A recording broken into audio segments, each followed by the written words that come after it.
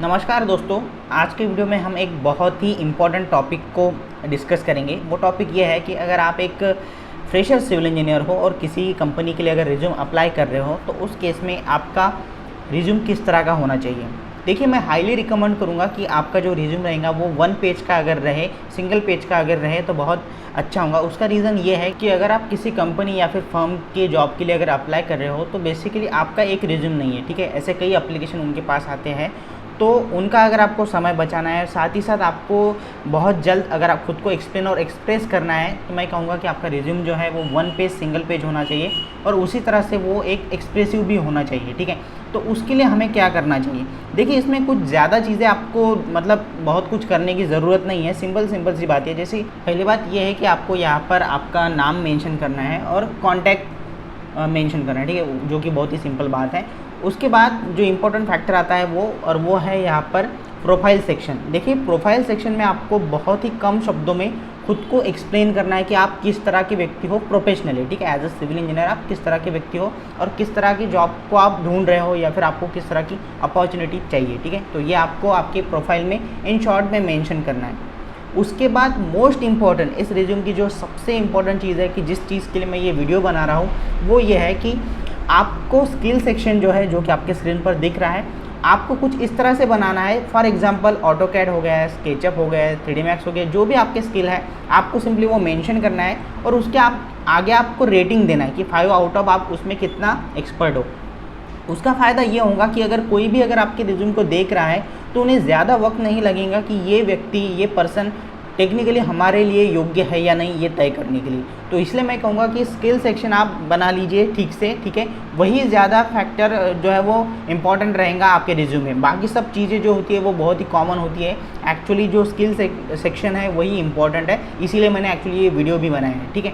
अब आगे बढ़ते हैं कि वो ये बात यह है कि अब जैसे कुछ लोग अपने रिज्यूम में लीगल एक्सपीरियंस सर्टिफिकेट की विदाउट या फिर इंटर्नशिप सर्टिफिकेट के विदाउट भी वहाँ पर अपने एक्सपीरियंस ऐड करते हैं, ठीक है। तो मैं कहूँगा कि देखिए, अगर आप इंटर्नशिप ऐड कर रहे हो आपके रिज्यूम में या फिर एक्सपीरियंस आप वहाँ पर मेंशन कर रहे हो, तो आपको 2 चीज़ें ध्यान रखनी है। सबसे पहले ये कि आपके पास लीगल सर्टिफिकेशन होना चाहिए, जो भी आप वहाँ पर मेंशन कर रहे हो उस इंटर्नशिप या एक्सपीरियंस के रिलेटेड। ये सबसे पहला पॉइंट। दूसरा पॉइंट ये कि अगर आप जो भी एक्सपीरियंस या फिर इंटर्नशिप वहाँ पर मेंशन कर रहे हैं वो आपके जॉब के रिलेटेड होनी चाहिए। मतलब आप जिस जॉब के लिए अप्लाई कर रहे हो उसके रिलेटेड होनी चाहिए, तभी उस मेंशन का फ़ायदा रहेगा। अदरवाइज़ वो आपको, मतलब मैं कहूँगा कि इवन आपकी जो इंटरव्यू होगा उसमें आपको तकलीफ देंगी वो चीज़, अगर आपने कुछ नॉट रिलेटेड जो भी रिलेटेड चीज़ें नहीं है वो अगर मेंशन की तो, ठीक है। इसलिए हम बेसिकली हमारा टारगेट है कि सिंगल पेज एक शॉर्ट रिज्यूम हमें बनाना है, तो उसमें आपको इस चीज़ पर भी ध्यान देना है कि जो ज़रूरी है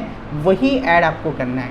सबसे लास्ट और इम्पॉर्टेंट चीज़ ये है कि जब भी आप आपका एजुकेशनल क्वालिफिकेशनल जो भी अरेंजमेंट करेंगे या फिर मेंशन करेंगे चीज़ें, तो उसमें आपको एक चीज़ ध्यान रखनी है कि टॉप टू बॉटम अगर हम अरेंजमेंट कर रहे हो तो उसके स्टार्टिंग में या फिर टॉप पर आएगा आपका रिसेंट एजुकेशन, ठीक है। जो भी आपने अभी रिसेंटली जो कंप्लीट किया है एजुकेशन वो वहाँ पर मेंशन होगा, उसके बाद बाकी चीज़ें मेंशन होगी। अब देखिए, आप में से कई लोग मे भी ये सब वीडियो देखने के बाद कहेंगे कि सर आपने क्या नया बताया या फिर जो भी चीज़ें बताई वो तो बहुत कॉमन थी। देखिए, मैं आपको एक बात बता दूं कि अगर ये सब देखने के बाद अगर आपको ये लगता है कि ये बहुत ही कॉमन सी चीज़ें थी या फिर हमें पहले ही पता थी, तो मैं बता दूं कि ये वीडियो आप लोगों के लिए नहीं था। ये उन लोगों के लिए वीडियो था कि जो अभी पास आउट हुए हैं और उनको बेसिकली पता ही नहीं है कि किस तरह से रिज्यूम बनाया जाता है, वो भी सिंगल पेज, एक पेज में भी हम रिज्यूम बना सकते हैं।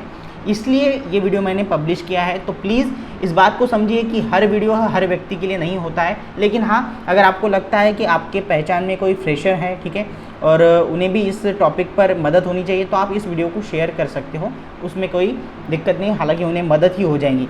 अब आगे और लास्ट बात ये कि ये जो आप स्क्रीन पर रिज्यूम देख रहे हो ये एक्चुअली मेरे दोस्त ने भेजा है जो सच में जॉब के लिए अप्लाई कर रहे हैं। तो मैं आप लोगों से रिक्वेस्ट करूँगा कि जिस किसी के लिए भी पॉसिबल है इन्हें एक अपॉर्चुनिटी देना या फिर जॉब देना, तो मैं कहूँगा कि ज़रूर दीजिए। सब कुछ डिटेल जो भी है इनके स्किल सेट, देन क्वालिफिकेशन, सब चीज़ें आपके स्क्रीन पर है। तो अगर आप इनसे कांटेक्ट करना चाहते हैं तो वो भी डिटेल आपको स्क्रीन पर मिल जाएंगी। अगर आप इनको मदद करेंगे तो मुझे भी थोड़ा अच्छा ही लगेगा। Thank you so much for watching this video.